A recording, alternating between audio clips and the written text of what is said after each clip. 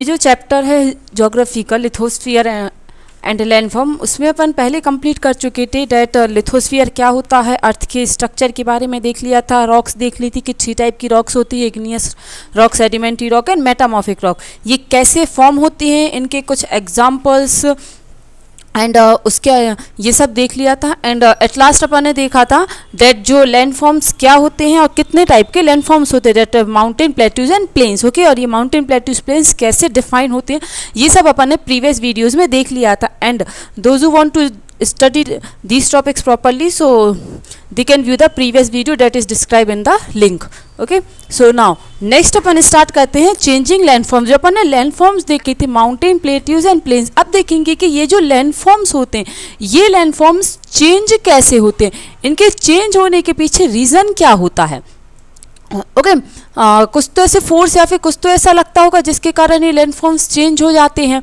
तो अपन देखेंगे कि डेट इसमें बताया है सबसे पहले कि जो अपनी अर्थ होती है, अर्थ की जो लेवल्स होती हैं वो कहीं भी इक्वल नहीं होती। ओके, इक्वल नहीं होती हर जगह। इट मीन्स कहीं पे माउंटेन्स देखने को मिलते हैं, कहीं पे प्लेन्स देखने को मिलते हैं, कहीं पे प्लेट्यूज, कहीं पे हिल्स, रिवर्स, ये ऐसे अलग अलग टाइप की लैंडफॉर्म्स देखने को मिलती हैं। ओके, लेकिन अगर अपन एक ही, कई बार ऐसा भी हो जाता है कि एक ही प्लेस पे ये 2-3 प्लेट्यूज भी और प्लेन्स भी देखने को मिल जाते हैं। मतलब कुछ पोर्शन थोड़ा सा अबव रहता है लैंड सी लेवल से, कुछ पोर्शन एकदम फ्लैट रहता है। ओके, तो एक ही प्लेस पे भी अपन को ये तीनों टाइप के लैंडफॉर्म्स अर्थ में देखने को मिल सकते हैं, बिकॉज जो अपनी अर्थ है वो इक्वली डिस्ट्रीब्यूटेड नहीं है।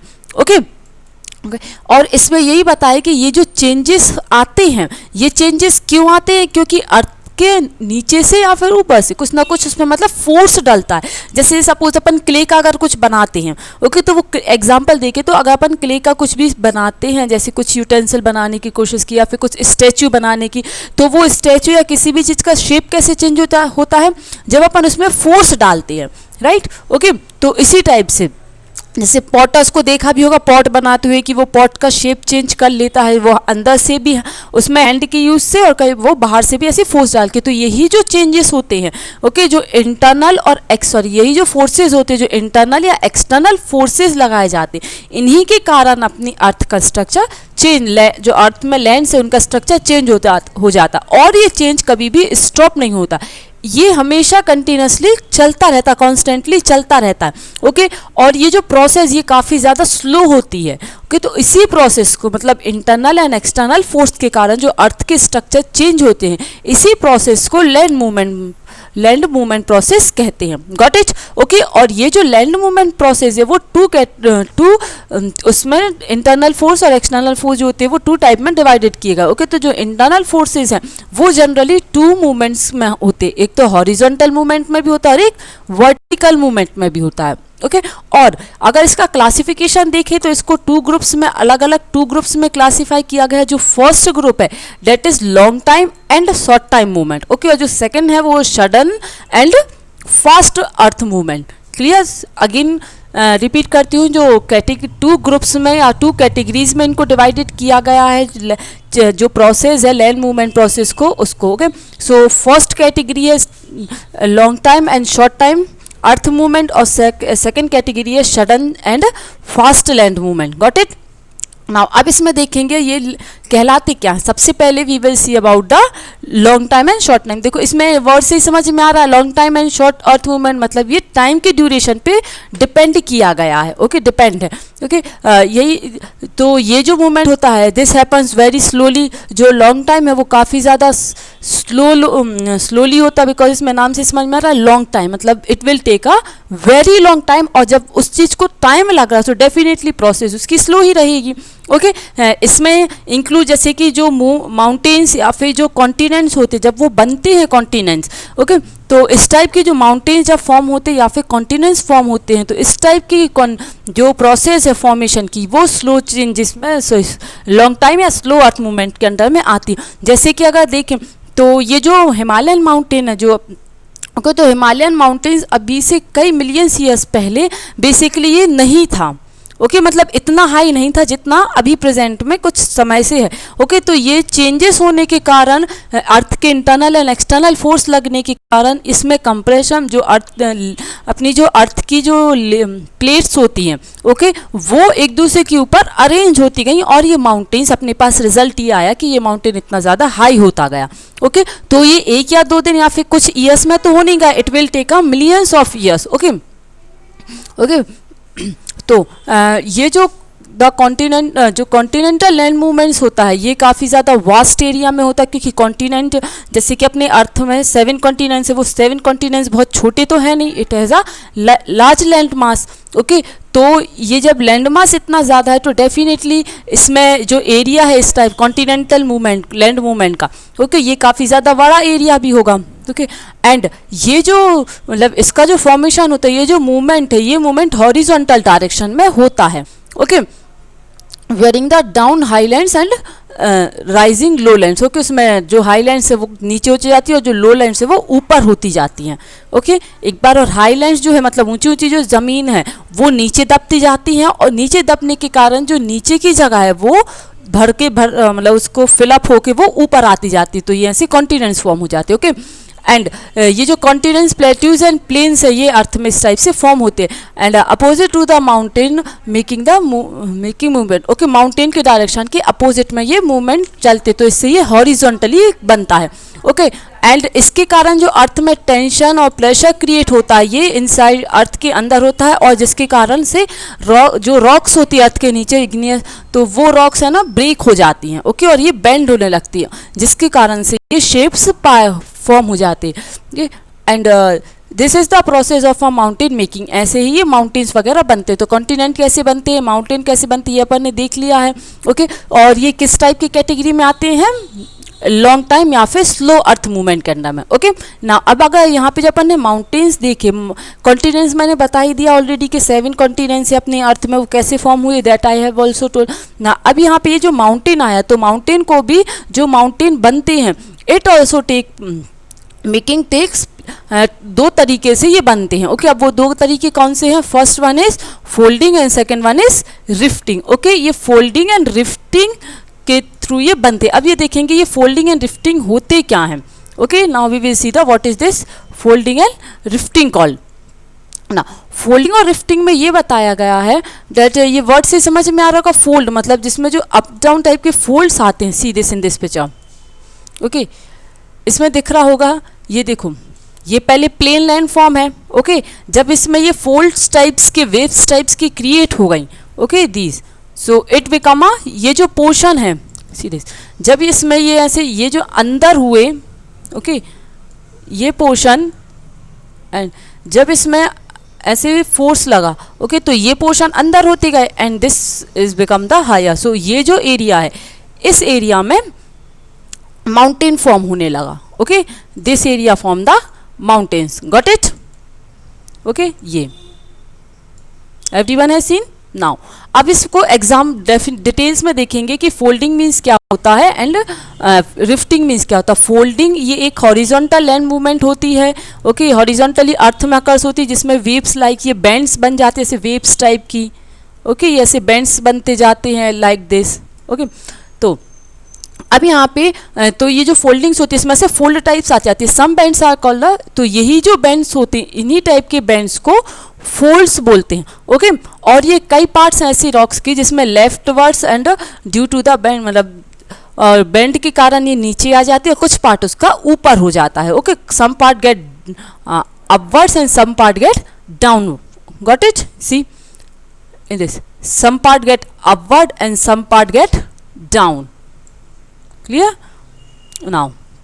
तो ये इसमें बताया गया ना। अब ये हो गया फोल्डिंग। अब देखेंगे रिफ्टिंग क्या होता। तो रिफ्टिंग भी एक प्रोसेस है जिसके थ्रू रॉक्स ब्रेक होती हैं जब अर्थ के अंदर से या बाहर से प्रेशर या टेंशन इंक्रीज होने के कारण। ये भी एक हॉरिजॉन्टल लैंड मूवमेंट का ही पार्ट होता है, क्योंकि अपन ने पहले देखा था कि जो मूवमेंट्स होते हैं, ओके जो माउंटेन्स बनते हैं वो हॉरिजॉन्टल लैंड मूवमेंट्स के कारण फॉर्म होते हैं।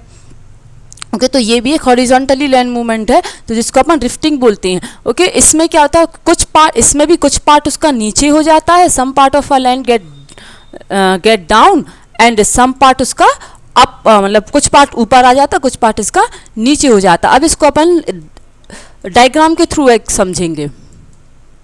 नाउ सी दिस डायग्राम, ये ओके तो ये भी एक ऐसी सिंपल लैंड फॉर्म है। This is also a normal plain. Okay जब इसमें इंटरनल या एक्सटर्नल प्रेशर हॉरिजॉन्टली जब इसमें लगता है हॉरिजॉन्टली, तो इसमें सी कुछ पार्ट इसका ऐसा है जो डाउन, सॉरी इसमें कुछ पार्ट डाउन हो जाता है। इसमें बेसिकली क्या होता है, जो बाकी का पोर्शन है वो इतना ज़्यादा मूव नहीं होता है जितना फोल्डिंग्स में होता है। ओके इसमें ज़्यादातर few part of earth get down.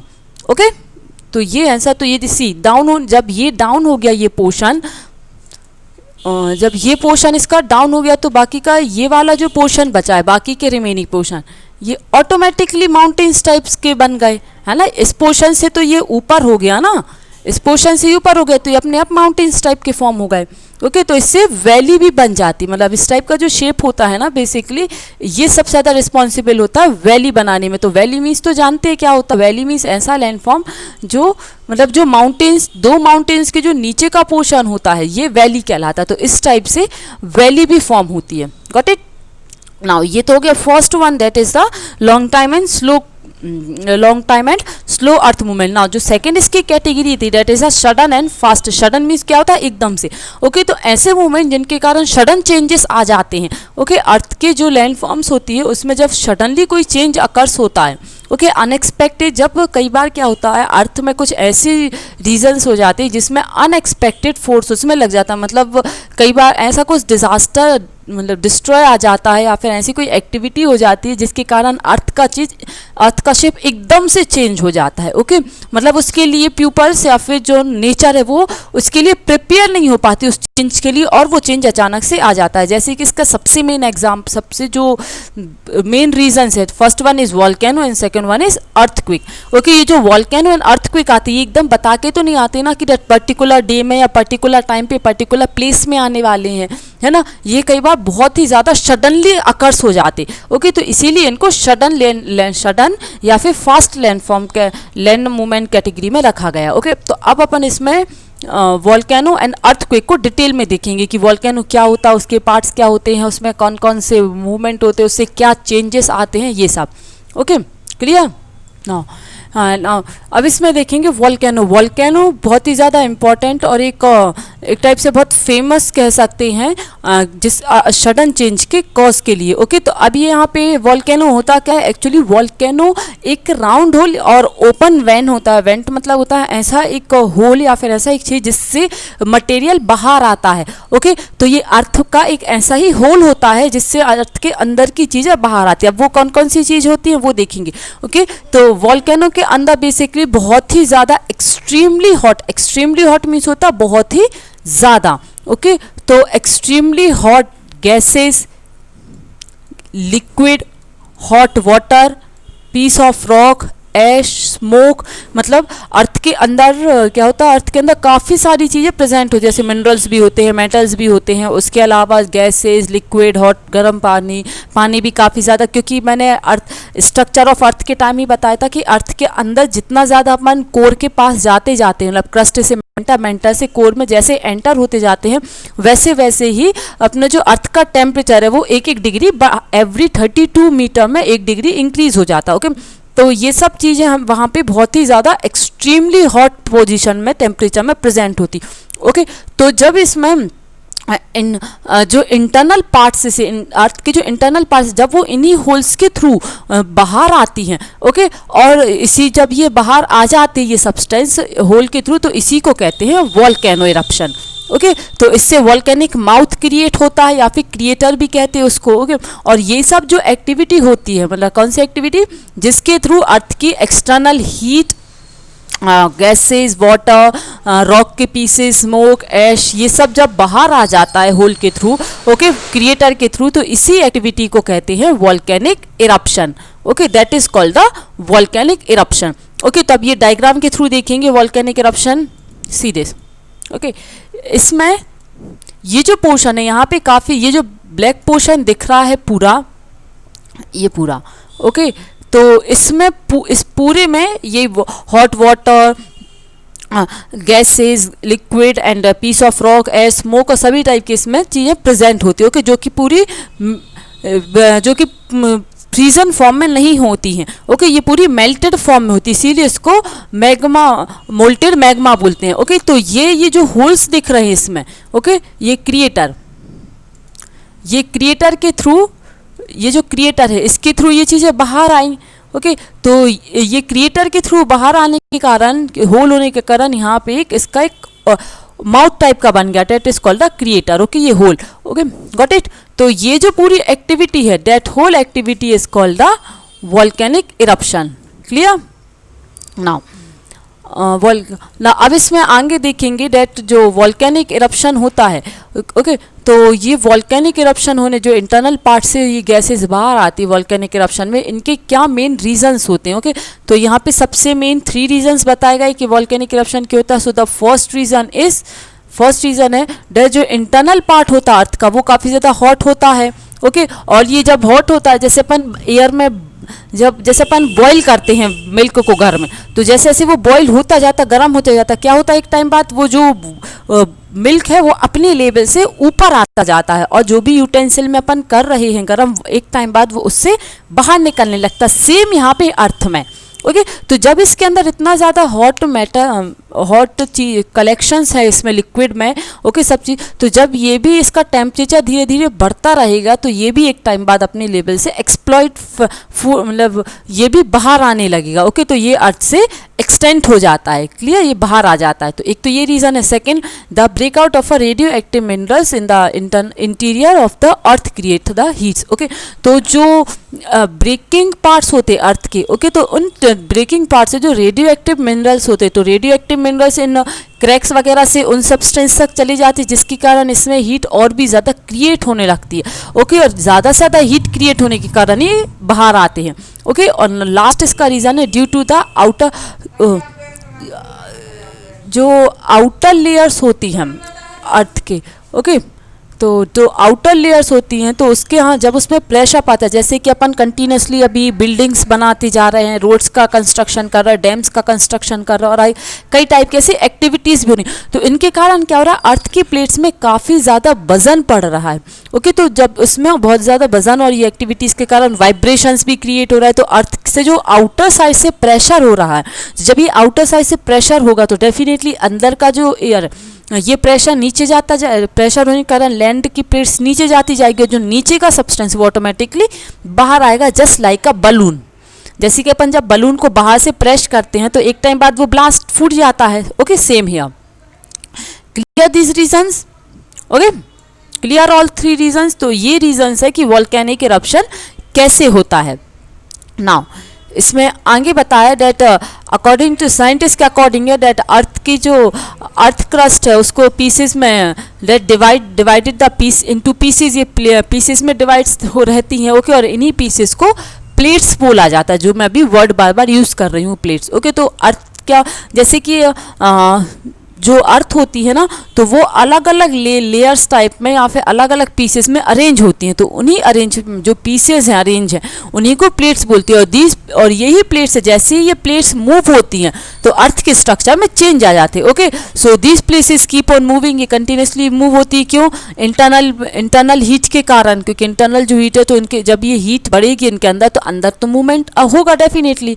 Okay, तो उन मूवमेंट के कारण, ये इंटरनल हीट के कारण ही ये प्लेट्स में मूवमेंट आता। ओके, सो द अर्थक्वेक और वॉल्केनिक इरप्शन इसके कारण होता है। ओके, तो इसके एंड देन जो जो अर्थ का सरफेस है वो धीरे धीरे करके वीक होने लगता है, and with the movement of a plates. Okay, ये प्लेट्स होने के कारण कंटिन्यूसली इनमें वीकनेस आती जाती। एंड जो मैग्मा है, मैग्मा मतलब यही पूरा जो सब्सटेंस मैंने बताया था, मैग्मा, पीसेज ऑफ रॉक, ऐश, तो ये सब चीज़ें अर्थ में बाहर आ जाती हैं। ओके, और that is called the earthquake eruption. Got it? Now अब अपन देखेंगे अर्थक्वेक के टाइप्स क्या होते हैं। अर्थक्वेक भी 3 टाइप्स का होता है। Okay, the first one is active earthquake, second one is sleeping and dormant earthquake, and the third one is third होता है dead and that earthquake. Okay, तो अब इसको अपन देखेंगे तीनों कहलाती क्या। Now see, so the active earthquake ऐसा अर्थक्वेक होता है जो कि फ्रिक्वेंटली आता रहता है, मतलब जिसमें बार बार उसका मतलब वो बार बार क्रिएट होता है अर्थक्वेक इरप्शन। बाद अगर किसी प्लेस में कंटिन्यूसली अर्थक्वेक का इरप्शन हो रहा है, मतलब विदाउट बहुत ज़्यादा लॉन्ग ब्रेक ना लेके, ओके, तो वो कहलाता है एक्टिव अर्थक्वेक। एक्टिव मतलब हमेशा अलर्ट रहना, मतलब जहाँ पे अर्थक्वेक बेसिकली वॉल्केनो जहाँ पे आते रहते हैं, ओके, तो वो कहलाते हैं active earthquake. See here it is also written that the volcanoes which is frequently erupted are called the active volcanoes. Clear? तो ये इसके एग्जाम्पल्स दिए हैं दैट इटली में काफ़ी ज़्यादा एक्टिव वॉल्केनोज आते रहते हैं। नाउ इसके अलावा सेकंड जो है sleeping and dormant volcano. Sleeping and dormant volcano वो कहलाते हैं जो आते तो है कंटिन्यूसली फ्रीक्वेंट, मतलब उसमें भी फ्रीक्वेंटली इरप्टिंग होती रहती है, लेकिन कुछ बार ये एकदम से सडनली नहीं होते। ओके, कई बार ये सडन हो जाते हैं, कई बार ये थोड़े से स्लो आते हैं, मतलब ना वो प्रॉपर एक्टिव रहते हैं और ना वो प्रॉपर डेड रहते हैं। ओके, तो इस टाइप के वॉल्केनोज जो होते हैं वो स्लीपिंग और डोरमेंट वॉल्केनो की कैटेगरी के अंडर में आते हैं। ओके, तो इटली में कई ऐसी प्लेसेस हैं, जैसे यहाँ पे नेम दिया है वेंसुवन। ओके, तो यहाँ पे भी ये एक एग्जांपल है डोरमेंट वॉल्केनो का। Got it? Now the third category is dead volcano. अब डेड वॉल्केनो क्या कहलाते हैं? तो डेड वॉल्केनोज ऐसे वॉल्केनोज होते हैं ना जो कि ना एक्टिव होते हैं और ना ही वो डोरमेंट या स्लीपिंग मोड में होते हैं। ओके, मतलब ऐसे वॉल्केनोज जो कि काफ़ी ज़्यादा लॉन्ग टाइम के बाद आते हैं, मतलब जिसकी इरप्शन के लिए बहुत ज़्यादा समय लगता है, वो कहलाते हैं डेड वॉल्केनोज। ओके, जैसे इसका सबसे बेस्ट एग्जाम्पल अफ्रीका में जो माउंटेन है, ओके, माउंट किलिमंजारो, यहाँ पे जो वॉल्केनो आता है, ये वॉल्केनो डोरमेंट वॉल्केनो का सबसे बेस्ट स्लीपिंग वॉल्केनो, ये वाला जो माउंट किलिमंजारो अफ्रीका का है, ये सबसे ज़्यादा बेस्ट एग्जाम्पल है for the dead volcano. Got it?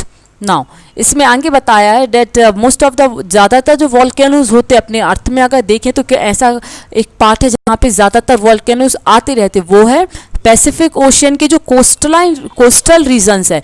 Okay, coastal regions मतलब होता है जो वाटर या फिर समुद्र से जो लैंड फॉर्म्स घिरी हुई रहती हैं। ओके, जहाँ पे या फिर कह सकते हैं कि जो बीचेस होते हैं ना, या फिर समुद्री किनारे जो होते हैं वो कोस्टल एरियाज कहलाते हैं। जो कॉन्टिनेंट के कोस्टल एरियाज होते हैं पैसिफिक ओशियंस के, ओके, तो वहाँ पे ज़्यादातर वॉल्केनोस इरप्ट होते हैं। तो इन्हीं रीज़न से, यही रीज़न है जिसको इन एरियाज़ को रिंग ऑफ फायर भी बोला जाता है, क्योंकि वहाँ पे वॉल्केनोस आते रहते हैं as compare to the other part of the earth. Okay, got it? तो ये होते हैं वॉल्केनो इरप्शन। अब यहाँ पे देखेंगे कि ये वॉल्केनो इरप्शन जो होता है, इससे अपनी ह्यूमन लाइफ में क्या अफेक्ट आता है, इससे क्या प्रभाव पड़ता है। ओके, क्या चेंजेस आते हैं ह्यूमन लाइफ में। तो सबसे फर्स्ट यहाँ पे बताया कि इसके कारण देखो, इन वॉल्केनोज के कारण सबसे पहले डिफरेंट टाइप की लैंड फॉर्म्स बनती हैं। It help to create the mountain plateaus and plains. Okay, ये इनके फॉर्मेशन के लिए काफ़ी ज़्यादा इंपॉर्टेंट रिस्पॉन्सिबल होते हैं। सेकंड, जब भी वॉल्केनो इरप्ट होते हैं तो जैसे कि मैंने बताया कि अर्थ के नीचे मिनरल्स भी होते हैं, मेटल्स भी होते हैं, सभी टाइप की चीज़ें प्रेजेंट होती है। ओके, हॉट गैसेज, वेपर्स के अलावा भी। तो जब वॉल्केनो इरप्शन होगा तो उसके साथ साथ जैसे कि hot gases, water, liquid, piece of rock, ये सब बाहर आते हैं, तो इनके साथ मिक्स होकर मिनरल्स और मेटल्स भी बाहर आ जाते। ओके, तो वैल्यूएबल जो मिनरल्स अपने अर्थ के नीचे होते हैं, जिनको इतना डिग करके उसको गेट करना इतना ज़्यादा पॉसिबल नहीं है, तो ये वॉल्केनिक इरप्शन के कारण अर्थ के सरफेस तक आ जाते। ओके, नाउ नेक्स्ट इसका जो लावा निकलता, मतलब जो हॉट मैग्मा, हॉट जो मटेरियल होता है, जब ये अर्थ के बाहर आते तो ये लावा कहलाते। ओके, तो ये जो लावा सभी में स्प्रेड हो जाता, फैल जाता है, उसी लावा के स्प्रेड होने के कारण अपनी जो अर्थ होती है, अर्थ की जो सरफेस होती है लैंड, वो कई बार काफ़ी ज़्यादा फर्टाइल हो जाती है, क्योंकि उसमें मिनरल्स ऊपर आ जाते हैं। मिनरल्स ऊपर आने के कारण ये जो लैंड है वो फर्टाइल हो जाती है, क्योंकि उसकी फर्टिलिटी जो कैपेसिटी होती है वो इंक्रीज हो जाती है। Got it? नाउ इसमें ये बताया जो डेड वॉल्केनोज होते हैं जो कि काफ़ी लॉन्ग टाइम के बाद इरप्ट होते हैं, तो ये डेड वॉल्केनोज देखो, एक बार वहाँ पे वॉल्केनो बन गया, ओके, उसका माउथ क्रिएट हो गया। ओके, उसके माउथ क्रिएट होने के कारण वहाँ पे एक होल बन जाता है। ओके, और वही होल कुछ टाइम बाद जब बारिश होती है या फिर वाटर फ्लो होके आता है तो उसके कारण वहाँ पे लेक्स क्रिएट होती है। तो बेसिकली लेक्स क्रिएट कैसे होती हैं? Because of the death volcanoes जो इरप्ट होते हैं, ओके, उनके कारण लेक्स वगैरह क्रिएट होती हैं। Got it now? तो ये तो होगा उसके अफेक्ट क्या क्या होते हैं, बट वॉल्केनोज के मेरिट्स जैसे होते हैं वैसे कि डीमेरिट्स भी। अपन ने यहाँ तक के जो पार्ट्स देखे ये उसके ज़्यादातर फायदे या फिर एडवांटेजेस देखे, मेरिट्स देखे, लेकिन वॉल्केनो इरप्शन के कई डीमेरिट्स भी होते हैं। अब वो डीमेरिट्स कौन कौन से होते हैं वो यहाँ पे बताया। तो जो वॉल्केनो इरप्शन होता है, जब कहीं पे वॉल्केनो आएगा तो डेफिनेटली वहाँ की जो ह्यूमन लाइफ है, ओके, ह्यूमन साइकिल है, वहाँ के जो कैटल्स है मतलब एनिमल्स हैं, वहाँ की जो वेजिटेशन है, एग्रीकल्चर होता है, हाउसेज होती हैं, तो ये सब क्या हो जाएंगी? बर्न हो जाएंगी और कोलैप्स, मतलब वहाँ पे डिस्टर्बेंस या फिर डिस्ट्रॉय क्रिएट होगा। ओके तो वॉल्केनो जैसे कि फायदे भी करते हैं तो लेकिन कई बार ये बहुत ज़्यादा हार्मफुल भी प्रूफ हो जाते हैं वॉल्केनोस। Got it? तो these are the merits and demerits of volcano. Now the next and the last topic is earthquake. अब अर्थक्विक क्या होता है? अर्थक्विक मीन्स होता है, ये जो वर्ड है अर्थक्विक, ये 2 वर्ड्स से मिलके बना है। ओके अब वो 2 वर्ड्स कौन कौन से हैं? So the first is earth and second one is quick. Okay so again the earthquake is made up of a 2 word, first is earth and second one is quick. Okay तब इसका meaning क्या होता है? अर्थ का it means जब quick means suddenly. Okay तो जब अर्थ में सडनली शेक होने लगती है, ओके सडनली वो हिलने लगती है, कांपने लगती है, सो इस एक्टिविटी को बोलते हैं अर्थक्विक। ओके सो अर्थक्विक जो होता है जब ये earth when we throw the piece, जैसे कि इसमें एग्जांपल बताया है कि जब अपन सभी ने किया भी होगा, जैसे रिवर या फिर वाटर बॉडी के जब अपन पास में जाते हैं तो अपन उसमें एक स्टोन थ्रो करते हैं ना। ओके तो वो स्टोन थ्रो करने के कारण क्या होता है? वहाँ की जो लैंड फॉर्म्स, स्टोन थ्रो करने के कारण वहाँ का जो वाटर है वो स्प्लिट होने लगता है और रिंग टाइप की वहाँ से बनने लगती है, मतलब वो दूर होने लगता है वाटर, है ना, वहाँ का प्लेस डिस्प्ले, वहाँ का वाटर डिस्प्लेस होने लगता है। ओके तो यही होता है जैसे कि, तो मतलब वहाँ पे भी एक तो इसी टाइप की सिचुएशन जब लैंड में अकर्स होने लगती है, ओके तो यही कहलाता है जैसे वाटर में वाइब्रेशंस होने के कारण वहाँ का वाटर पूरे में मूव हो गया, वो मूव होने के कारण उसके आजू बाजू का वाटर में भी कुछ अफेक्ट आया। ऐसे ही जब लैंड में ये वाइब्रेशंस आने लगती हैं, ओके सडनली जब अर्थ की क्रस्ट में कोई सडन ऐसे वाइब्रेशंस आके जो शेक होता है और उस शेकिंग के कारण जो ग्राउंड है वो पूरे में फैलने लगता है।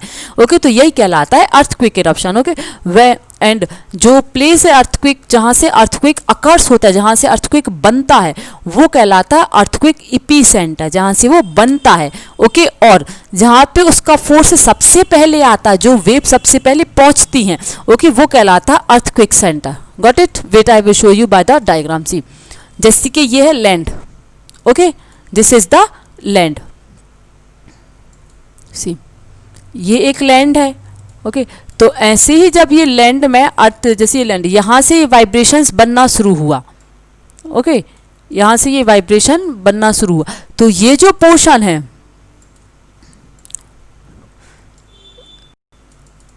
जहाँ से ये वाइब्रेशन बना है, ओके यहाँ से ये वाइब्रेशन उठना स्टार्ट हुए, तो ये पोर्शन कहलाएगा earthquake epicentre. Got it? This is called the earthquake epicentre. और जब यही पोर्शन, मतलब जब यही वेव्स धीरे धीरे करके ऊपर आएंगी तो ये जहाँ पे ग्राउंड में सबसे पहले पहुँचेंगी, ओके तो ये सबसे पहले इस पोर्शन को रीच किया है ना, so this portion is, this place is called the earthquake centre. Got it? जहाँ पे ये क्रिएट होता है, जहाँ पे ये क्रिएट होना शुरू हुआ है अर्थक्विक, ये वेव्स बनना शुरू हुई, तो this is called earthquake centre, epicentre. जहाँ पे ये लैंड में सबसे पहले पहुंचा, this is called the earthquake centre, this is epicentre and this is centre. Got it?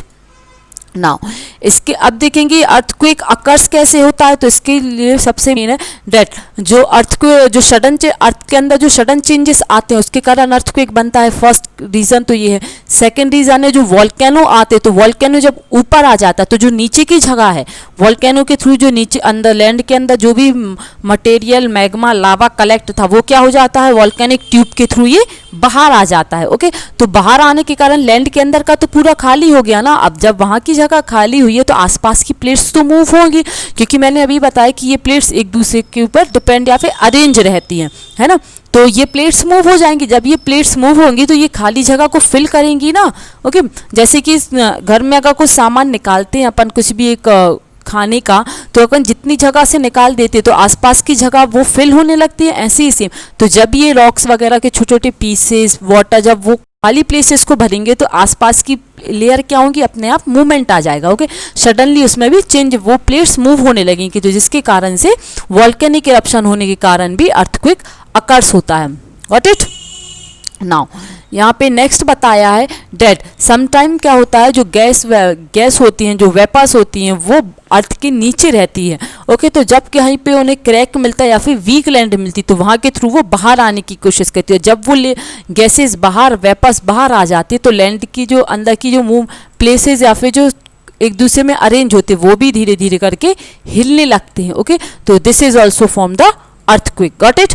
Now इसमें भी जैसे कि अपन ने देखा था कि वॉल्केनो सबसे ज़्यादा पैसिफिक ओशियंस के कोस्टल रीजन्स में आता है, ऐसे ही अर्थक्वेक के भी ऐसे एक रीजन्स है जहाँ पे सबसे ज़्यादा आता है, वो भी यही है, पैसिफिक रीजन्स के जो कोस्टल एरियाज होते हैं। जब वहाँ पे वॉल्केनो ज़्यादा आएगा, अभी अपन ने देखा कि वॉल्केनिक इरप्शन के कारण भी अर्थक्वेक होता है।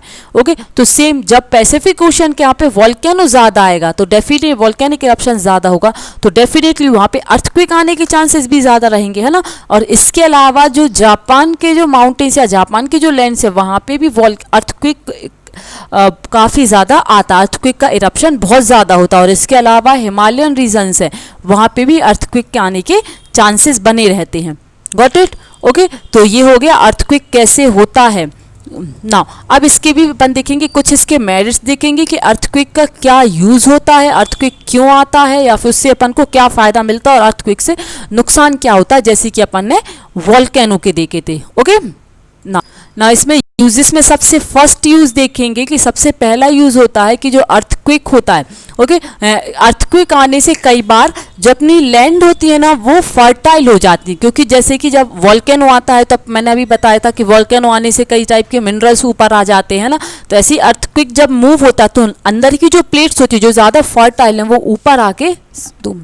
ऊपर आके उनमें भी मूवमेंट क्रिएट हो जाता है, तो इससे कई बार फर्टाइल लैंड भी फॉर्म होती है। ओके, तो इससे भी फर्टाइल लैंड फॉर्म होती है। नेक्स्ट यहाँ पे new land form, new areas emerge होते हैं, नए टाइप के एरियाज फॉर्म होने में काफ़ी ज़्यादा सपोर्ट हेल्प करता है ये। ओके, और इससे मतलब अर्थक्वेक इरप्शन से नए मिनरल्स होते हैं वो अर्थ के ऊपर आ जाते हैं, और लेक्स वगैरह फॉर्म होने में भी इसका काफ़ी ज़्यादा सपोर्ट रहता है लैंड अर्थक्वेक का। ओके, तो ये इसके हो गए 4 यूजफुल या फिर मेरिट्स। नाउ इसके लास्ट अपन देखेंगे डीमेरिट्स क्या होते हैं। तो अर्थक्वेक का डीमेरिट ये होता है, जब अर्थक्वेक आएगी तो वहाँ की जो सब लैंड रहेगी वो अपने आप काफ़ी ज़्यादा मूव हो जाएगी, और जितनी स्ट्रॉन्ग वाइब्रेशन रहेगी उतनी ही ज़्यादा जोर से होगी। ओके, तो इसके कारण कई सारे पीपल्स की डेथ हो जाती है, इस पीपल ही नहीं कई बार एनिमल्स की भी डेथ हो जाती है, बिल्डिंग्स टूट जाती हैं, वहाँ के रेलवे और जो ट्रांसपोर्टेशन सिस्टम से वो पूरा सफ़र होता है, बहुत ज़्यादा बैडली सफ़र करना पड़ता है सभी को।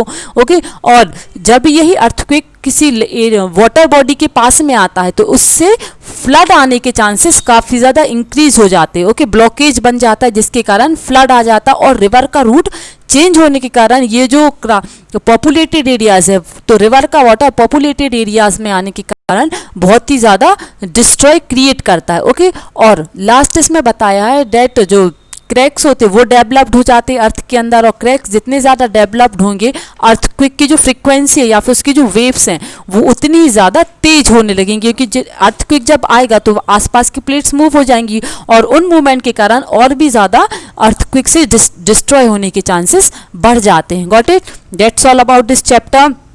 So watch the video properly and try to